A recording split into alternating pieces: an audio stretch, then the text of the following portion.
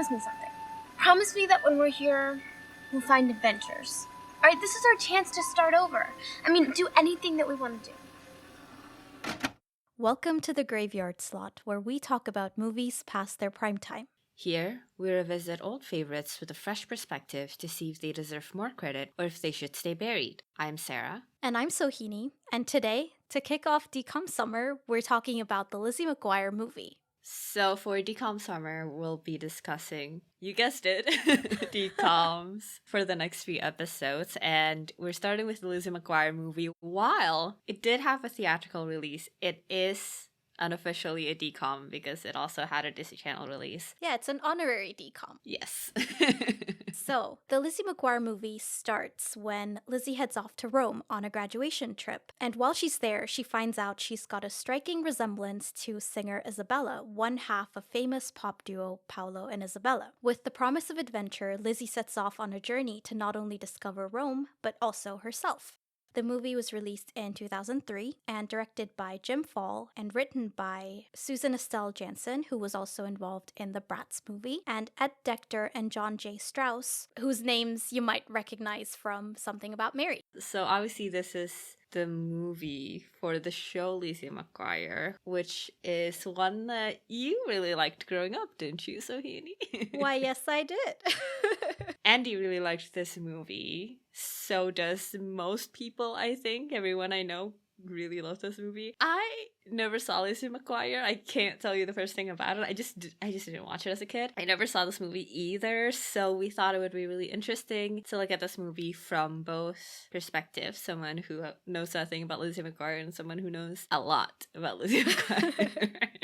And also, as usual, see if it merits more credit than it's been given by the general public. Mm-hmm. But on that subject, do you have a review? I have a couple that I found interesting. So, given the very low rating this movie has on Rotten Tomatoes, I think 40%, I was actually quite surprised to find that some critics did have positive words to say about it. There were some contradictory opinions on whether the movie was an effective extension of the show and the degree of value it might hold. But still, many of the comments involved words like harmless and fluff and weightless, and it seemed like the general consensus is that this movie is only entertaining to people who are already fans of the Lizzie McGuire TV show. Probably the meanest one was from the Washington Post, and it said that the movie is, quote, a smug, cutesy music video / fashion show for Duff.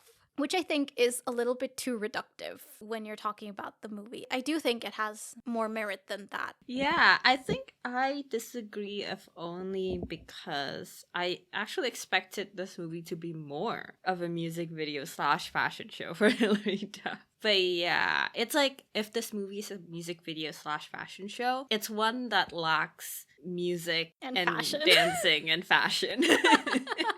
The funny thing is, I'm sorry, but I don't necessarily disagree with the sentiment of this review. Like, it's like a vehicle for something, is what the review is basically saying. And they're saying that it is a vehicle for a Hilary Duff music video and fashion show. I think, it's a vehicle for something. I'm just not sure why. And I'll elaborate on that later. I found a review from the Miami Herald that somewhat echoes my thoughts on this. So it reads, the success of the Lizzie McGuire Movie, in which Duff acts and sings while playing both her beloved character and an Italian lookalike, is probably slam dunk. That doesn't mean it's a great movie. That's a thinker. They probably meant it, in a negative way. I kind of agree with this, but not necessarily in a negative way, just in a factual sense. It's like a guaranteed success and almost like a guaranteed people pleaser. Like, I don't think the movie is disappointing enough to fail. And I think whether or not it's a great movie is almost a moot point at that point. Yeah, I can see what they mean.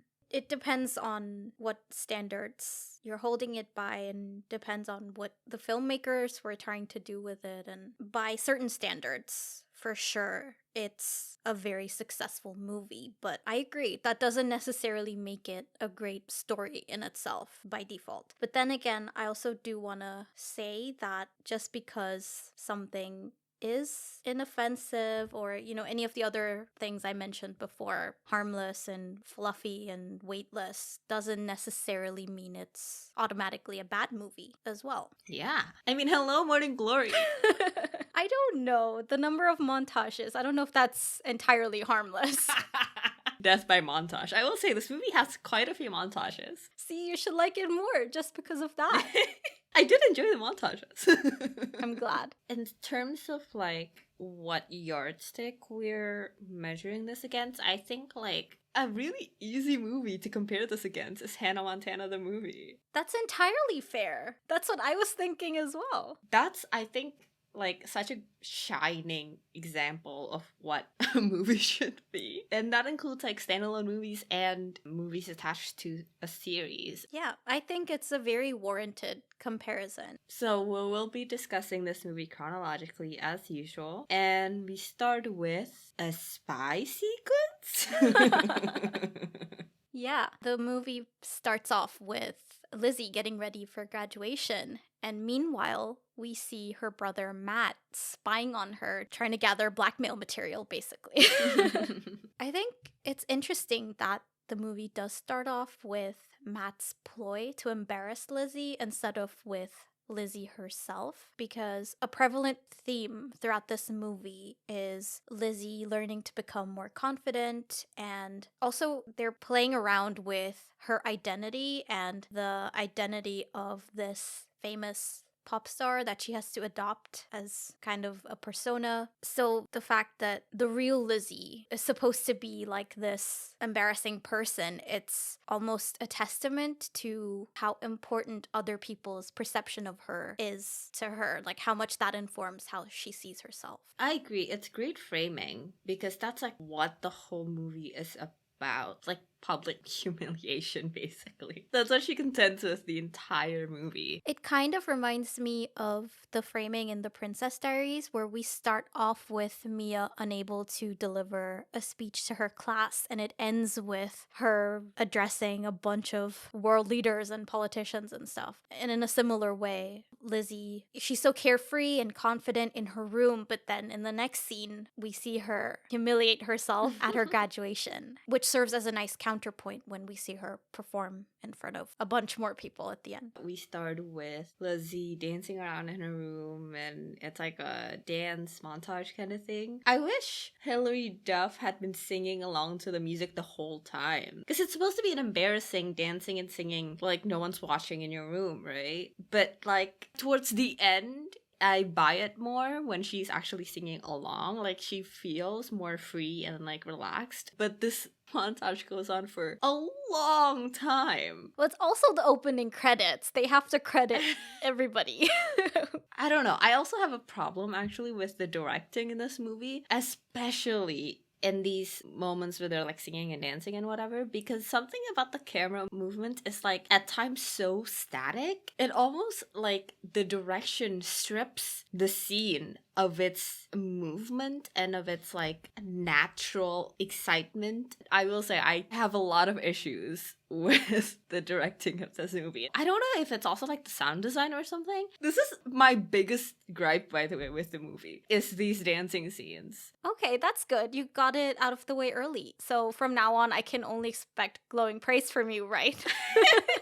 No, yeah, I can see what you're saying. It didn't bother me as much as it seems to have bothered you. I actually quite like it that it starts off with the actual singer's voice front and center, and then eventually by the end, Hilary Duff's voice is phased in, because I think it serves as nice foreshadowing for what's going to happen. That's a great point. Yeah, it's like her finding her voice in this scene, kind of foreshadowing her finding her voice overall. Yeah, I think I was also trying to grapple with like, what is the premise of Lizzie McGuire? Because I can't tell from this movie. The Lizzie McGuire TV show is actually quite different. The movie's much more out there. Lizzie McGuire is basically about an average teenager navigating school life and home life and friendship It's just handling different topics based around issues you can face as a 12, 13-year-old. It sounds really basic when you just say it like that, but I think that is what made Lizzie McGuire so popular, is that she's kind of like an every woman. What does the animated Lizzie do?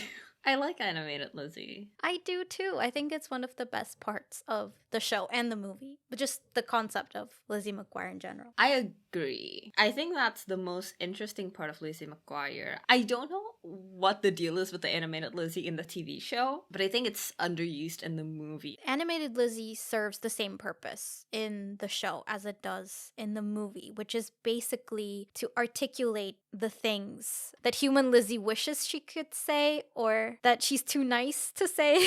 Yeah. I think animated Lizzie is underused because it doesn't really affect the plot at all. Not even in the sense of like character development. Like I was, I guess, expecting for Lizzie to interact with animated Lizzie. Not in the sense that like I'm seeing things, but more like she's talking to herself, you know? Yeah. But in the world of the movie, there is no animated Lizzie. It's just for us. And like that's also fine. But again, like I said, it doesn't inform the story in any way. Yeah, I agree with that. But that doesn't necessarily detract from the value of animated Lizzie for me. Because, yeah, animated Lizzie doesn't affect the plot in any way, doesn't induce character growth in any way, but I think animated Lizzie shows character growth. Animated Lizzie makes the audience more aware of Lizzie's internal world and how that's fitting with what's going on externally. And I think they serve as an interesting counterpoint to each other. So for example, when Lizzie's told that she has to deliver a speech at her graduation, animated Lizzie immediately runs screaming. But we do see that human Lizzie stays and gives it her best attempt. And another example that comes to mind is when Paolo asks Lizzie to impersonate Isabella, and animated Lizzie is immediately convinced and wants to do it, but human Lizzie has her doubts, and that holds her back from articulating what she really wants to say in reality. So I think the animated version, it makes Lizzie a more rounded character because she feels more human with the animated version there, because we all have things we think and feel and say that can be very different from what we actually do, and it feels like an effective and creative way to convey Lizzie's internal world without resorting to something as bland as like voiceover. Yeah, I agree with you. My thing is like in the movie, whatever we learn from animated Lizzie is never not clear just from human Lizzie. Like we understand when she's told she needs to do the speech that it sucks and she would rather not. Mm-hmm. And even without animated Lizzie expressing that, we understand from human Lizzie as well. And we can see that she still does it anyway. So like every time animated Lizzie does her thing, unfortunately, her function is redundant because human Lizzie has already expressed that. And I still like animated Lizzie because it was fun. But from a like writing perspective, I think they underused animated Lizzie because in theory, I understand what the function is, except they like didn't do it in the movie. I can see why it might come across that way because animated Lizzie's presence might feel more significant in like a 20-minute episode than it does in a 2-hour movie. But that being said, I still don't think it's redundant because it emphasizes what we might already know, but it makes us confront it more head on. Like, yeah, we understand Lizzie is nervous about giving the graduation speech. We can tell that from her face. But animated Lizzie really highlights that her first instinct is to run away. So when we see her actually still giving the speech, it's very much apparent that she's fighting against that instinct to immediately run. Yeah. But yeah, we do see her at the graduation because Lizzie has to make an impromptu speech, and so animated Lizzie freaks out. And this is such a dick move by the school. Like, you tell somebody that they need to make a speech, like, that is so last minute. They don't even take down the Margaret Chen poster, which is so funny that there's a giant Margaret Chen poster for graduation. Like, to especially motivate her, the teacher also tells her that Lizzie could never measure up to Margaret. So that's the cherry on top of the cake. I was just gonna say, this is like the OG Troy Bolton giant poster. Yeah, they had the prototype for this movie and then they were like, no, we can go even bigger. Let's Ross it. On the subject of Ross, we meet Gordo at graduation, and the first impression I get of him is Lizzie literally just asking her friend, do I look okay? And Gordo's like, why are you asking me? I'm a dude. I've got a dick. Don't ask me that. It's just like, do I look okay? It's not like, even if this question would also be acceptable to ask to a guy, but she's not like, what are your fashion thoughts on my ensemble? She's just like, I'm in a robe. Is something sticking out of my like zipper or whatever? And Gordo's like, ew. I thought that was hilarious. Yeah, he does take the question a bit too literally. Though I do think that actually it was just a ploy to bring up Miranda, Lizzie's other best friend, and explain away her absence as quickly as they could. They could have gone about it better. I think a simple I miss Miranda from Lizzie would have been enough to bring up Miranda. Yeah. We also meet Lizzie's parents. I'm sorry. I don't hate this movie, to be clear. I had a lot of fun watching it. This is how I feel about a lot of the characters, I guess. I can't get a grasp on the mother. Mm-hmm. This is just quickly becoming me explaining the show to you. Which does reflect on the quality of the movie, I guess. If I think about it, I think the movie does do a bit of a disservice to a lot of the secondary characters, including Lizzie's parents, because I mentioned to you a while ago that I was rewatching the Lizzie McGuire TV show, and I quickly found that now that I'm much older, Lizzie's parents are actually the best part of the show to me now. And the show is much better in terms of developing Lizzie's mom and dad as supporting characters. Here, in the movie, they kind of reduce her to a little bit of a hysterical mother. She's always just fretting about Lizzie and worrying about Lizzie and anxious about Lizzie. She has more nuance to her character in the show, which doesn't really come through here. And I think, this may be one of the parts where the movie cuts corners because they're quite sure that most people who watch this movie will already be familiar enough with the character to fill in the blanks. Yeah. But basically, Lizzie embarrasses herself when she has to give the speech. We find out at the next scene when they're at the airport, because Lizzie's gonna go off to Rome, that the video was on GMA, which was so funny to me. It's not even like on Funniest Home Videos, which would make more sense. Yeah. And I wish they had, because I really like this running joke. Like, I genuinely think it's hilarious that it's on GMA and then later on it's on CNN. It's just so over the top. I fucking love it, but I think it would have been even funnier. And they only do it twice, GMA and CNN. And hello, the rule of three. So I feel like it should have started with Funniest Home Videos, which would make more sense. And then it gets more and more absurd. Yeah, I agree. That would have been funnier. But yeah, we see Lizzie at the airport about to embark on the trip to Rome, and they're all going with their future high school principal, who's going to be their chaperone. I like the little montage of Lizzie and Gordo on the plane. And not just because it's a montage. I also really like that montage. I think even to people who might not have seen the show, I think they do a fair enough job of establishing Lizzie and Gordo's friendship. It's a very effective montage. This is what montages are made for. But yeah, at the hotel. I thought it was really funny that Lizzie gets roomed with Kate because of Margaret Chan. Like, Margaret Chan is really fucking up her life at every avenue. I found this so funny. Like, this and the GMA thing was like my favorite running jokes.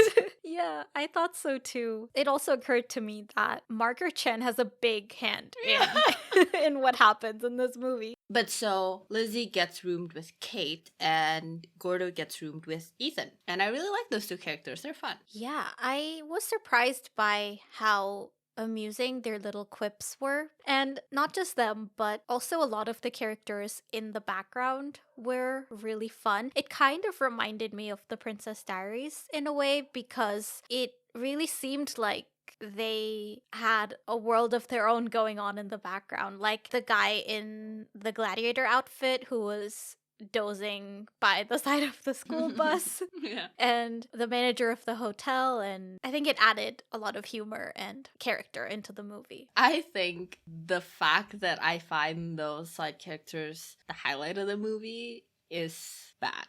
because I find them so entertaining, but whenever it's Lizzie and Paolo, it's like that charm is immediately gone for me.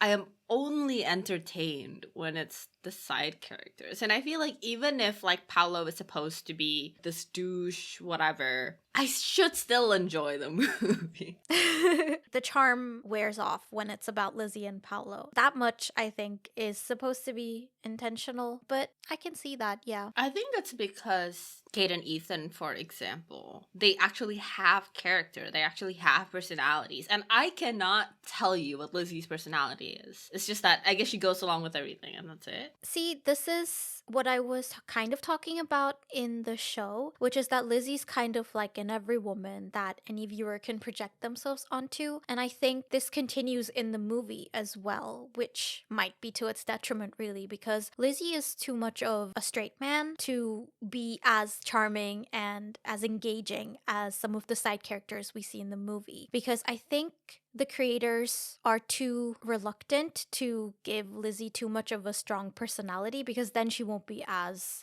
as universal a character anymore, as universally relatable, I guess. And also in the show, there are many more such wacky characters that Lizzie actually balances out. So like we see more of Ethan and Kate and their sometimes more outrageous ways, as well as other characters that we see in school. And I think in that kind of context, the fact that she's more generic is a good balance. And that forms her personality. Yeah. I mean, she's the average girl, right? She's the average teenager. And that's what is novel seeing on screen, is someone who's just like me, who's, not extremely smart or extremely confident or extremely popular. She's just sort of in the middle. She's kind of sort of hanging on and doing her best. That's the point of the TV show. But in the movie, she's very far removed from these wacky characters, and it's not quite the almost confined settings we get in the TV show, school, home. It's a huge white sprawling city, and most of the time she's spending with Paolo, who's also not that engaging as a character. So her everyman qualities, which work really well in the show, kind of hinder how engaging she is in the movie. So I can see why you were more entertained by the side characters.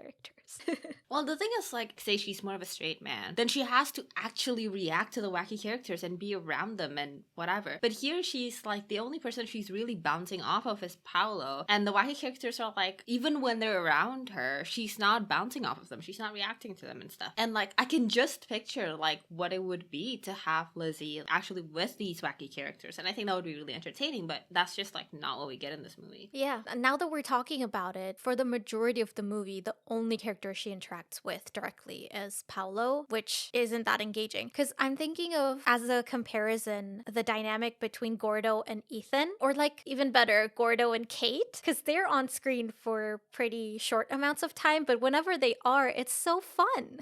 Yeah. I loved Gordo in this movie. Oh, I'm glad. See, it's because we keep seeing Gordo with these wacky characters, with the chaperone, with whoever, and he is a bit of a straight man. Like, he has more of a personality, but just imagine like Lizzie in his position, for example, even without any personality, she still would have been entertaining. And actually, I was gonna compare Cinderella's story. So, for example, just compare her with Sam. Sam is also an every woman, but she still has way more personality than Lizzie, I would say. Does she? I don't know that she does, honestly, because I don't know if playing baseball is a personality trait. But she does have more opportunities to bounce off of the wacky characters like Fiona. So I will give you that. I think it's the reflection of the wacky characters making her seem more interesting, but I don't think she's any more interesting than Lizzie. I'm sorry. No, you're right. I guess that's what it is. It goes to show what you can do with the character that has your personality. Just look at Sam. But also, I would like to remind you, she doesn't only play baseball. She only plays baseball badly. That's a very important distinction. You're right. That changes everything. Let's get back to this movie. Yes. The first thing they visit is Trevi Fountain, and this is where we meet Paolo. Yeah, unfortunately. Lizzie comes face to face with Paolo, who immediately thinks she's someone called Isabella, and she finds out that she is basically a doppelganger of Paolo's singing partner, Isabella, because they're accosted by fans and someone gives her a giant wheel of cheese. Well, I will say his entrance immediately makes him look like a douche. And I can't tell if, like, this was cool. You get, like, these transparent shades. You get the wide open collar. Even, like, his hair. I don't know what it is. Like, the way they framed him.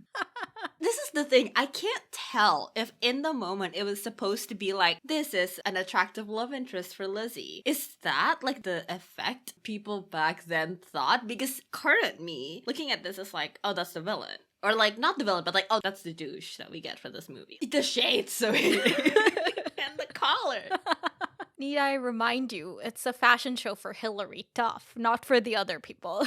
Well, maybe that's what it is. That's why I immediately was like, hey, this is not your moment. But on that subject, actually, this is a great fashion show for Hillary Duff. She looks so cute in this movie. It's very 2000s, but like, I love her looks. Yeah, I agree. But about Paolo's first impression, I cannot tell you what the wider audience thought of Paolo. I can only tell you what I thought when I was a kid, and I am embarrassed to say that I did not perceive him as the douchebag of this movie. Definitely as the movie goes on, it becomes more and more apparent, and I don't know how I didn't see that before. Come on! I actually really like the moment where Lizzie says, this is my friend Gordo, and he's like, oh yeah, this is my friend Sergey, and then like that he equates my friend Gordo with my friend Sergey. Yeah. As if they're just like two pals. I'd like to imagine when they're not with Lizzie or whoever, they're like actually always like bonding and stuff. Like he's not this, you know, stoic bodyguard who's like always at his elbow. Like they just hang out. Yeah, you're right. You don't know. Maybe they tour Rome on his Vespa and eat pizza and gelato. He writes in the back. You know what? That would be so funny, actually, if there is this whole thread. Because at the end, Sergey leaves Paolo because he's a dick. And if there's this whole thread about, like, the dissolution of their friendship, because over time, Sergey realizes that Paolo treats him badly and he's not a good guy. And, you know, at the end, it's not about just, like, I'm quitting as your employee, but also, like, this friendship is no more. Yeah, it's kind of like Joe and Mia vibes, except it goes downhill. Yeah. So, yeah, Paolo kind of follows her when she leaves with her tour to get gelato. And, like, this is a mistake in the movie. This is a failure of the movie that I'm like, why did they do it like this? But I think, for one, it's really weird that Paolo follows her. But also, like, he tells her, like, oh, you look just like Isabella. And then she has to go. And then she goes and then he follows her. And then he immediately jumps into, like, more stuff about Isabella. And then he's like, I want to see you again. But I understand as the movie goes on and just from the premise that we're to believe that Lizzie is like, this is a cute boy and he wants to see me and this is flirting and we're gonna meet up and hang out. But in the actual scenes, Paolo never expresses interest in her. All he talks about is that you look like Isabella and that's it. And he's like, will you meet me again tomorrow? And it's like, why? Like, I feel like Lizzie should have been like, oh, why? You know, because he didn't flirt with her. Yeah. That is true. He doesn't tell her why he wants to see her at all. Just give him one line where he's like being a weird flirt so that Lizzie can come to the conclusion that he is interested in her, which she does. But unfortunately, nothing led her to that conclusion. The way this happens is like a stranger is like, you look just like my friend. You want to meet tomorrow? Like, that is literally what happens. No, you're right. You're right. There are some little things like this that it's like they were getting there, but they never completed the effort. They're little things that stand out and kind of create these weird situations. It's not the same thing. But one thing that really annoyed me is there are some times when stuff just happens really conveniently and people are looking away when they need to be looking away. And the room is conveniently empty when it needs to be empty. And fans show up exactly when you need them to show up. And it takes away from the movie. I think it's also like it infuriates me even more because they could have easily just done it. Yeah. Yeah, exactly. There's no reason to not do it. But yeah, this is where Gordo encourages Lizzie to accept Paolo's offer to meet up the next day. So she sneaks away and Paolo takes her around the city. I want to say, this is how confused I was. In my notes it says, okay, I guess we're to believe he expressed romantic interest, ? And that this is a date?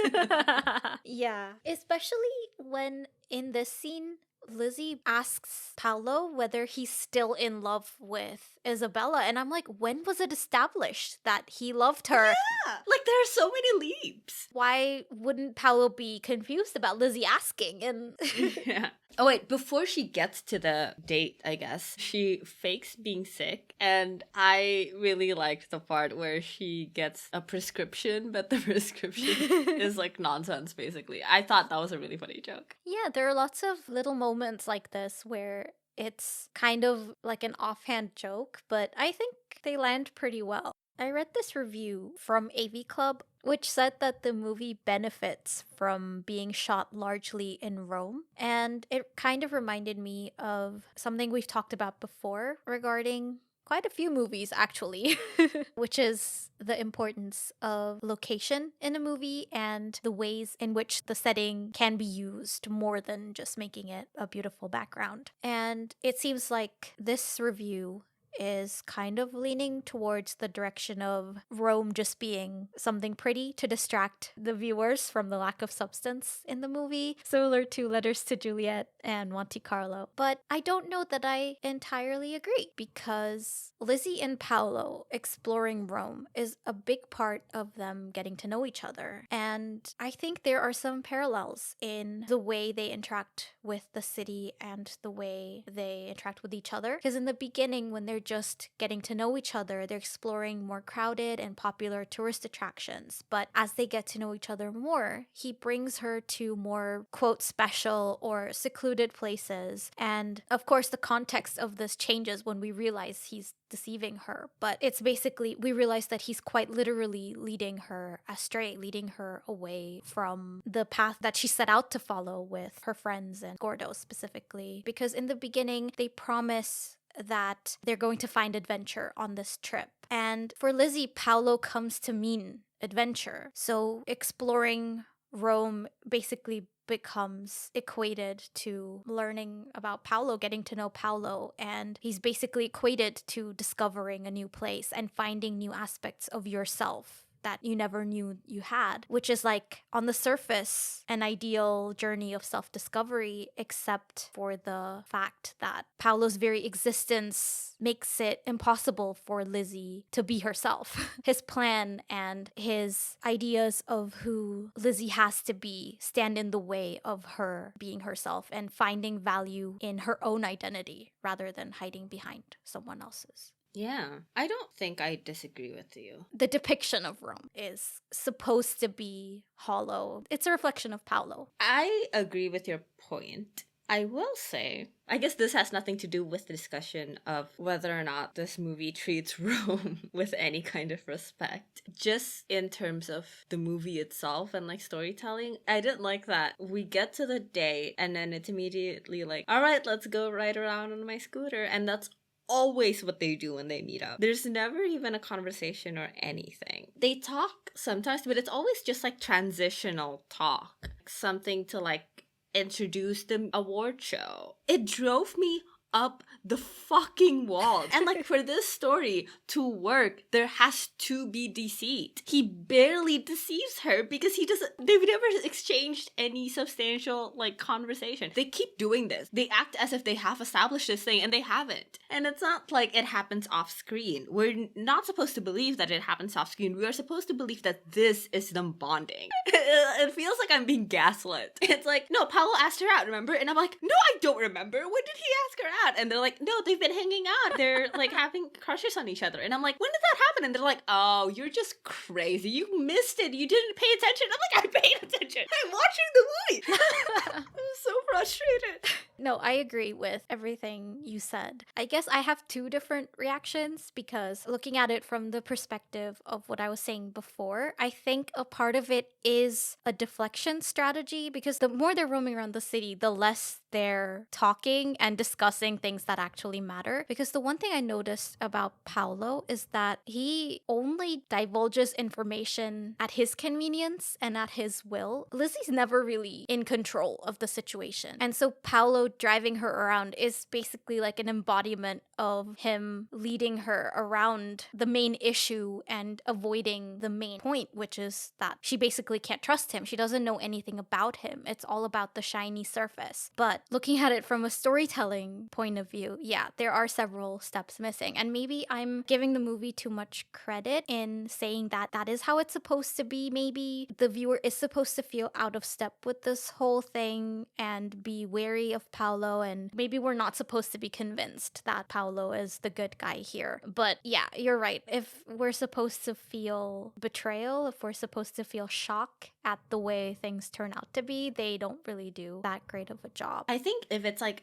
on purpose or whatever, then it should be that they're talking, but then you realize everything that Paolo is saying as like hollow, and he's not actually saying anything. It's like within the universe, the scene doesn't make logical sense. For example, they talk, right? You know, he spins this story, and then he asks Lizzie to take Isabella's place or something. And then Lizzie's like, sure. And then she says something to the effect of like, if this is gonna help you and Isabella, then I'll do it. But it's like, why do you, like, we are supposed to believe that she already has stakes in this. And like, we never established that you have stakes in this. This is just as random as if like the guy from the next table over asked you to do this.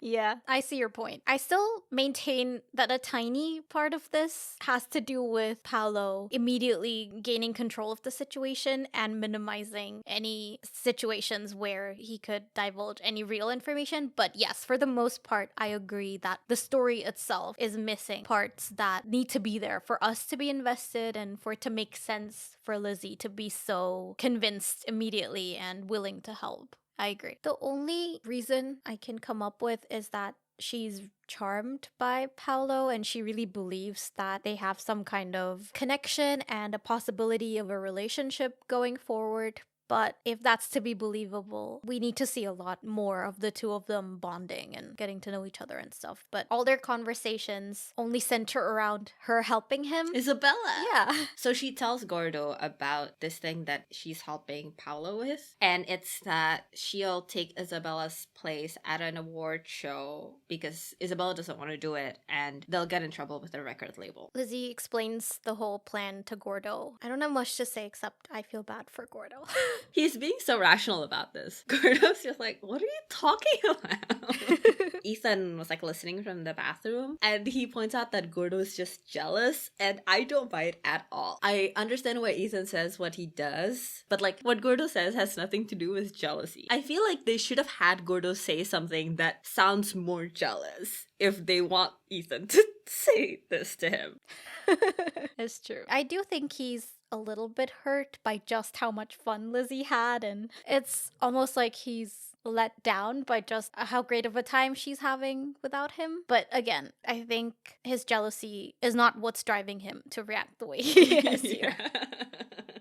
One thing she says when she's explaining the whole situation is it's not going to be her there. It's going to be Isabella. She says it's not going to be me when Gordo points out that, you know, you've got a fear of crowds and you got a fear of public speaking and performances and stuff. And I really like this thread they have going on about Lizzie adopting someone else's identity and how that's affecting her confidence. And I kind of wish they had gone even further with it because, for example, later on, we see her gain more courage to stand up to her stylist because supposedly that's what Isabella would have done. So I think it might have been interesting to see her grapple with the fact that she can only be more confident when she's pretending to be someone else, and also that she's perceiving that her value is coming from her being someone else. Like if Paolo had been even more insistent about her pretending to be Isabella and almost like imposing Isabella's characteristics and imposing Isabella's identity onto Lizzie, basically. That would have been really interesting, yeah. You know what I'm also realizing is that this movie, I hate to tell you, Sohini, sounds more and more like Monte Carlo by the second.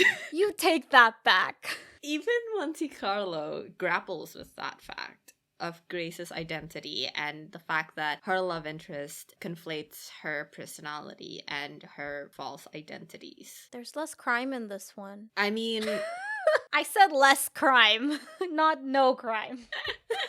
But it also brings up the question of, like, self. Like, what does that even mean? I guess the conclusion this movie comes to is that Lizzie had it in herself all along. She didn't need to pretend to be someone else to gain confidence. It was her all along. But it's like when she is pretending, is it really her? Or is it real if it's happening while she's pretending to be someone else? Yeah. And it's also like her over time losing herself to Isabella. Yeah, exactly. Not even just to Isabella in the sense of like this false persona that she's putting on, but the actual real Isabella. Yeah. Okay. There's this point in the movie where after she's been styled as Isabella, Lizzie is so happy and she says, "Goodbye, Lizzie McGuire. Hello, fabulous." And it was actually kind of sad to me because moments before that, when she had been telling Paolo that all of these outfits don't really suit her or they're not really her style, Paolo actually laughs and says she's not supposed to be her. The clothes aren't supposed to be for her. And it's like her identity is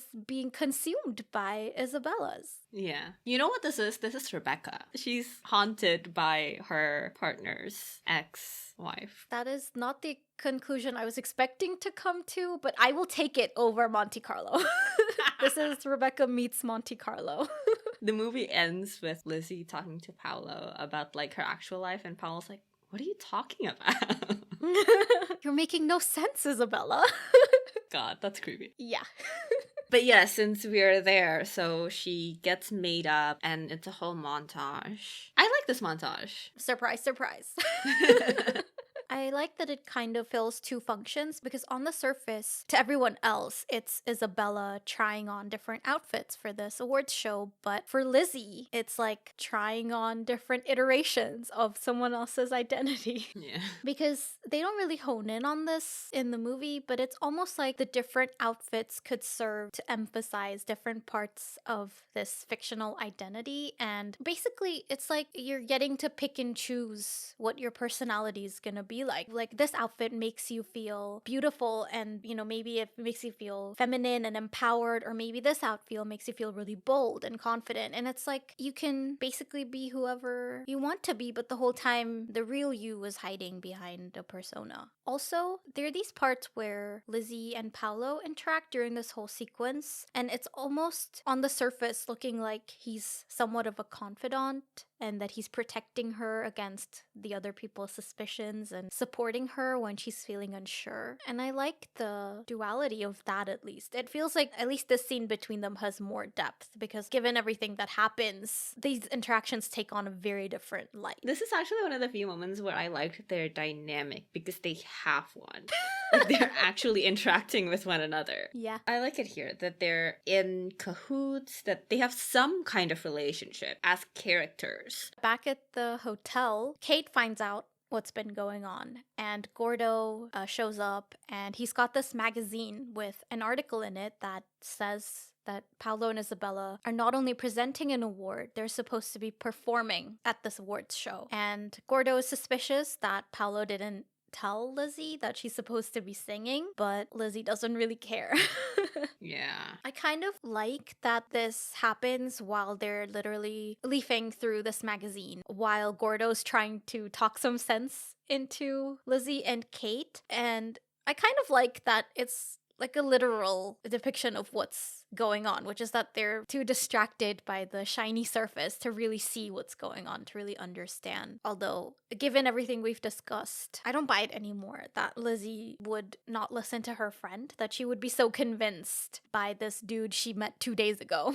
Yeah. The weird thing is, like, he's not a famous person that she knows. It's one thing for them to touch on the fact that, like, people think they know celebrities because they know them as celebrities and, like, trust them. It's another to be like, this is a random dude that is supposedly famous. They're far too trusting of Paolo. Even his fame aside, he's bringing her around the city, and it's like anything could happen. He's a stranger. Famous or not, he's a strange guy. Yeah. Like, this isn't based on anything. Yeah. But yeah, Lizzie meets up with Paolo again. They go off once more, and Lizzie asks him what he's doing there, and Paolo tells her that she's not the only one sneaking away. And I think this is such a kind of manipulative way of making it seem like he's taking the same kind of risks as she is, when that's so not true, when she has much more at stake than he does in this whole situation. And, like, he has way more power. He's employing Sergei. Yeah. But yeah, they go to this park and Lizzie confronts him about the fact that she's supposed to be singing, but yeah, he basically convinces her into thinking that everything will be fine and trust me, and hasn't everything I've said so far, hasn't that happened? And so this whole thing will be fine too. And again, I found the setting here quite interesting because Paolo leads Lizzie around the garden as he's convincing her to sing. And as I said before, it's like the beauty of the sights are supposed to reflect onto him and make him seem more attractive and by extension trustworthy. It's all surface level, it's all superficial, which I think is an effective way of using the pretty settings. It's like he's leading her further and further into the maze. Exactly. He also says you're having the time of your life being someone else, which is like supposed to be one of the things that convinces her. And I think that's a pretty big clue as to how he feels about the actual person he's toying with. It's more malicious than I ever realized as a kid. It's like taking a holiday from your own identity, and that's supposed to be a good thing. The concept may sound appealing, but it presents this version that is so twisted. Like when you take it too far, or like once you're actually doing it, you realize, this is kind of fucked up. And it's like, it's especially so for Lizzie, who isn't really doing it for herself or voluntarily. Like she's kind of coerced into it, so it's like even more so twisted. Yeah. But so this time the chaperone really almost finds out that Lizzie isn't where she's supposed to be, and Gordo basically covers for her and gets in trouble. And there's this door gimmick with the elevator that goes on for like way too long, and it is perfect. It was so funny, and they do it so well. And again, I really like Gordo's character, and I think I really like the actor. Like he does such a good job. Like it stood out to me so much because the other child actors were lacking to me, and so his acting really stood out to me. And seeing him and the chaperone have scenes together was always like so entertaining and so good. And having this physical gag with the doors of the elevators while they're having this back and forth was so well done. I'm glad you brought that to my attention. Now that you put it that way, it kind of reminds me of the way they embodied emotions and interactions into physical actions in the Princess Diaries. Like when Mia and Lily are finally airing all their grievances against each other. They're tossing this basketball back and forth between them. So this is like the equivalent of Gordo continuously snatching the conversation piece to himself and trying to foil the chaperone's efforts to go and see Lizzie. And the fact that it goes on for too long is indicative of how far Gordo is willing to go to protect his friend. And I think that's kind of sweet. So it's like, it's funny and it works well, but it also adds another layer to Gordo's character, which I really like. But Gordo basically gets sent home for getting in trouble, which like to me is so like, who is paying for this new plane ticket? Who is chaperoning him to fly internationally? It literally, no one is there to make sure he gets on the flight, and he actually doesn't. Yeah. It would be so funny if when the chaperone finally realizes Gordo's also there, she's like, what are you doing here? So Lizzie and Paolo actually rehearse, which would make sense. But this is when Paolo tells her that they'll lip sync. So he didn't say that before. Lizzie agreed to singing on stage. So I feel like when, later on they discover that there's no backing vocal or whatever, like tape for her, she should be just like, I guess we're just falling back on the old plan. Like, it's fine. I'm just like, I am so shocked that Lizzie would even say yes to this without lip syncing. Yeah. Before she says yes, we actually get a bunch of manipulation from Paolo's part. So given how malicious he's been throughout the movie, I kind of am convinced that even though this is one of her greatest fears, that she would be swayed enough by Paolo to believe that maybe everything will be okay. And besides, even if she does actually have to sing, she's still got that armor of Isabella's identity. So maybe that's enough to convince her. I don't know. Okay, here's when I will bring up my biggest gripe with the movie again, which is the way they direct these musical scenes. It's like kind of like a mini montage of them rehearsing. And I understand that the music is for the movie and not what they're dancing to. But the scene feels so weird. The music and the beat and the footage never match in energy. It's really odd. I never liked this scene that much because they play a jazzy version of What Dreams Are Made Of. And I guess the point is to hide from the audience what the actual song sounds like until we get to the big performance. But to me, it never really worked with the rest of the movie. Like, it felt out of place. So Lizzie comes back to the hotel after the rehearsal and she finds out that Gordo's been sent home. Through the hotel manager, she finds out that his flight has already left and she feels really torn up about it and wants to confess everything to the chaperone. But Kate convinces her to go through with the plan because otherwise Gordo covering for her and going home for her will all have been in vain. But yeah, Ethan tells on Lizzie because he knows everything. And the family's actually at the hotel now because they went after her, which I thought was so weird. Like, they're going all the way to Rome. Like, they don't even live in Europe or anything. It is very over the top.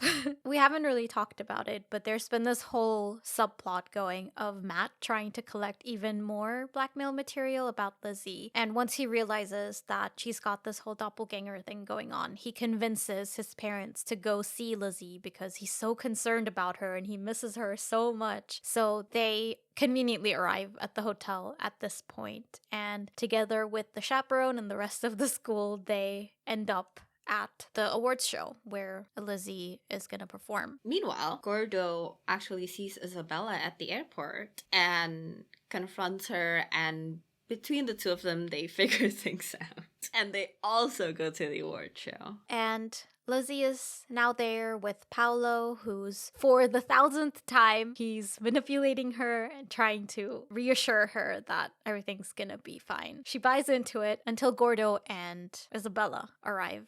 She doesn't believe them at first until Isabella repeats Paolo's signature line to show that, Paolo's not genuine. And I guess he says that to everybody or whatever. I really like that once Isabella recites that line and the realization dawns on Lizzie, she takes a moment to look over at where Paolo's getting his makeup done or whatever before she confronts that reality. It's like this quiet moment where we can really feel the shiny veneer wearing off and the beauty and attraction of this adventure she's been seeking is separating from the true person Paolo is. I quite like that part. I like that too. It's like she has to see for herself just one last time, Yeah. So they actually devise a plan. But before that, I actually really like how Isabella is so confident when she tells Lizzie to just go ahead and she has a plan. But when Gordo asks her what it is, she's like, I don't know.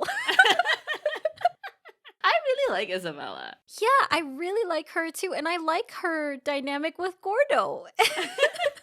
They're fun. But yeah, this is where we get to the performance where Lizzie, according to Paolo's plan, is supposed to humiliate herself. But Isabella shows up at the last minute and sings for her. And Paolo's revealed to be the lip-syncing fraud. And he's basically booed off stage, I guess. Yeah, because he actually tries to sing. Which is so dumb. I don't understand why he did this. Like, he already knows that he can't sing. That's why he lip syncs.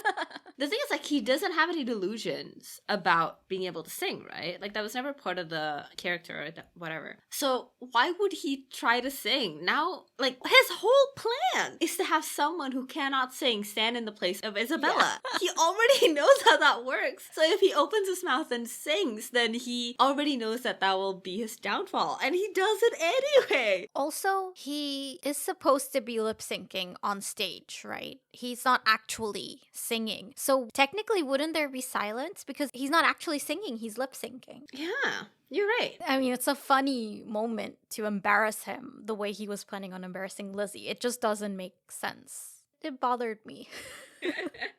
But yeah, now everyone knows the truth about Paolo. And Lizzie and Isabella take the stage and they perform the best song, What Dreams Are Made Of. Okay, again, Lizzie is not a singer. Isabella is not under the impression that Lizzie is a singer. It is insane to me that she would just be like, take it away, Lizzie, and then leaves. She really does not give a shit anymore. in a world in which this movie isn't weird and frames things differently than what is actually happening, this would be like Isabella's villain arc, right? Like all along, Isabella is trying to sabotage Lizzie as well. Like she is stuck in this contract, in this record deal that she doesn't want to be in, and the only way to like get her out of it is to tank her own career. And so her way is to also use Lizzie. Can you imagine? That would be the real betrayal. Because that's the only reason why Isabella would fucking do this. Yeah. And then the twist is that once Lizzie starts singing, she's actually good at singing. And then she like does the performance and it's great. And Isabella is like foiled, you know? That would have been something. There were so many stretches of time where Lizzie was just on stage, like lost and not doing anything, and the music is still going and everything. And it's like, who is in charge of this award show? Where is the technical director? It would have made more sense if they just performed it together. So as everything wraps up, there's actually a scene where Sergei quits, basically. I really like Sergei. Not that they chose to make him the stereotypical caricature, but Sergei himself. Yeah, I like his little plot line with the chaperone as well. Yeah, that was one of my favorite parts. Oh wait, I have a question. What did you think of the look on stage? Lizzie's look? Yeah. I liked it. I mean, I liked the first version with the skirt. Because, you know, when we were having that fashion show montage, you were saying the final outfit is probably going to end up being something really boring. I think the performance outfit kind of does live up to the outfits we saw on the runway. But yeah, when they take the skirt off to reveal trousers underneath, it's a little bit more generic looking. Okay, I liked the look with the pants. I hated the skirt. It's not even poofy enough to be like a ball gown.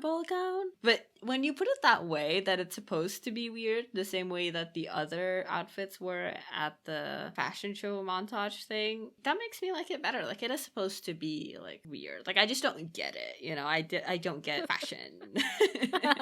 All I can say is at least it wasn't a giant inflatable igloo, you know? That would have been fucking better. I think she should have gone with her first look. I like that. Or the green one. Yeah, the like Baroque look or whatever. Yeah. I really like how the end wraps up all the little threads. Like maybe it's a little cheesy, but I liked it. I really enjoyed it. Yeah, that's the sort of comfort you can expect from this kind of movie, and it works. They deliver. I'll give them that. At the very end, there's this moment where Lizzie and Gordo go back up to the rooftop, which is like a secluded place that Gordo had initially shown Lizzie and where they had promised to have adventures together. It's kind of bittersweet knowing everything that happened afterwards, where Lizzie kind of left Gordo behind. But I do like that after they have their moment, they leave, and that's when the fireworks start up. I think it serves as a nice counterpoint to the earlier scene with Paolo when she was watching the fireworks with him, because it's like with Gordo, Lizzie is already past all the fluff. It's not really necessary to indicate the depth of their relationship, and it's like an unspoken agreement to have a different adventure together as they leave this place. That's a great reading. I love that. And it's also like they don't need the fireworks. When it comes to Gordo, she likes real life better. She likes herself better. She doesn't need to be Isabella or whoever. Yeah, you're right. In accepting Gordo, she's also accepting herself. That's great. I love that. At the end of the movie, the whole thing is supposed to be about Lizzie like gaining confidence. And the fact that she chooses to kiss Gordo, it very much is her making a move in this scene. It's not like they both like lean in for a kiss or Gordo kisses her and she's like, oh, I found the right guy. It's like she actively is like, I'm choosing now to make a move on Gordo. And I really like that. Yeah. And if you think about it, Gordo has been there throughout, and often he's been the voice of reason, but he's also been kind of a steadying force whenever Lizzie has been unsure. He was there trying to calm her down during the graduation speech, and then also at the performance when Isabella left her alone on stage. He's the one who tells her to take a deep breath and reassures her without needing the words that she can do it, and she's grasping that kind of relationship wholeheartedly instead of falling for the superficial type that she did with Paolo. Yeah. I thought I was gonna not like it. But like, I mean this in like the most complimentary way possible. I could take it or leave it, and I like that. Like, it's not the kind of kiss that ruins the movie, like in Confessions of a Shopaholic, for example. I think the kiss detracts from their relationship, whereas here they do it in such a way that it's just like the cherry on top, and it doesn't recontextualize their relationship. It doesn't cheapen anything that Gordo's done or that Lizzie's done. It doesn't change the value and how meaningful their relationship has been so far as friends. And I really liked that. Yeah, I agree. And to an old-time watcher of the show like I am, there's an extra layer of sweetness because this relationship would have been something that a viewer would be rooting for. So this is nice to get closure on it and end it with a lovely little bow. So, an absurd conclusion. Isabella had meant to also humiliate Lizzie when she told Lizzie to sing and take over the award show performance. Her evil plan was foiled by Lizzie's unexpected singing abilities. Honestly, I would watch a sequel with Isabella as the villain. That would be fun. I think you're just describing like that Vanessa Hudgens movie. High School Musical? Yes, that one. Can you imagine if I called High School Musical that Vanessa Hudgens movie? So I think I would pair this movie with some apricots. Oh, you went for an unexpected option there. I thought you were gonna say pasta or pizza. I would suggest gelato. That sounds pretty good to me. So, now that we've discussed this movie in excruciating detail, have your opinions changed? Would you recommend it? Yeah, my opinions have changed. So, as I mentioned at the beginning, I grew up with Lizzie McGuire, the TV show. So, it was really difficult for me to separate my experience of watching and enjoying the TV show with my experience of watching this movie. So, I was really hoping that this episode would shed more light on how I should feel about this movie now, because I knew you wouldn't be 100% positive about it. So my initial reaction was like, I'm gonna defend it as best I can. And then I was like, wait, does the movie deserve defending? Is it actually good? Like, would I be so invested in defending it if it weren't Lizzie McGuire? And I didn't know. I couldn't tell. It's impossible. But now that we've gone through it, I do see it in a different light. And it isn't as great as I remembered. But that being said, I still think it's a fun time.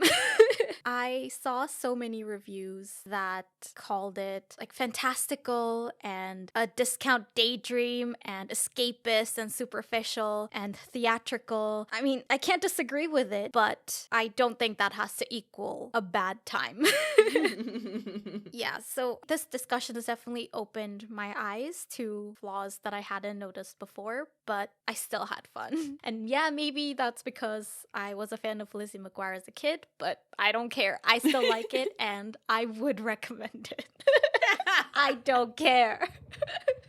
And you know what? One more thing. I am mad at Washington Post for calling it smug, especially.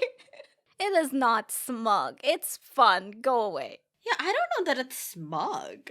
I think they're getting smug from like, oh, they knew this was gonna be successful, but I don't think they're smug about it. Like, you know, the attitude you get from the Scream sequels, like they knew for sure this was gonna be successful. Yes. Now that is smug. That's not the vibe I get from this movie at all. Maybe it wasn't created with as much heart and with as much dedication to great storytelling as the Hannah Montana movie, but I guess my absurd conclusion is that the Lizzie McGuire movie falls somewhere in between the Hannah Montana movie and the Scream franchise. That's so funny. I love that. Here's my absurd conclusion. This movie is closer to the Scream franchise than it is to Hannah Montana, the movie. You know what? I'll take it. As long as you're not comparing it to Monte Carlo, I'll take it. I don't think this was a good movie. Like, parts of this movie came from a good movie. Other parts were like a 12-year-old trying to construct a logical play for their spring play. It's so confusing to me. You know how like you watch an episode of Riverdale and they are literally saying gibberish? Yeah. It's like halfway there. Ooh. It's not the way that it is with Riverdale, where like the sentence that they are saying are like the sentence from The Sims. It's not like that. It's more like the sentence that they are saying and the sentence that the next person is saying aren't from the same scene. Yeah. I am so confused by this movie. Especially because there are other scenes that work really well. Even when the lines are really cliched or really lazy, they make logical sense. But some other ones really don't. Like, I don't know what's happening in this movie. Yeah, mainly the scenes between Lizzie and Paolo, I would say, are like that. Yeah. And actually, I think the description of it seeming like it's been written by a 12-year-old kind of fits shockingly well. No offense to 12-year-olds, but it's kind of like a depiction of a love story that you might dream up when you're a kid. Oh my god, yes. Where it just happens. Like you go from A to Z real quick, and there's no sense of that slow development that real life relationships have to go through before you get to like unconditional love to the point where you would do anything for this person. But I enjoyed watching it. It was really fun, especially the good parts. It was especially fun watching it with you because you like this movie, and I don't know, I had fun. I wouldn't recommend anyone watch this movie. Yeah, okay. But yeah, so fun time. Don't watch it. Yeah, that makes as much sense as the movie. Very fitting. Well, that's all for our episode on the Lizzie McGuire movie. If you have any suggestions for movies we should discuss on the podcast, send them in at graveyard_slot on Twitter and Instagram, or email us at thegraveyardslot@gmail.com. If you enjoyed this episode, please rate and review. Thank you for listening, and we'll see you on the next episode of The Graveyard Slot.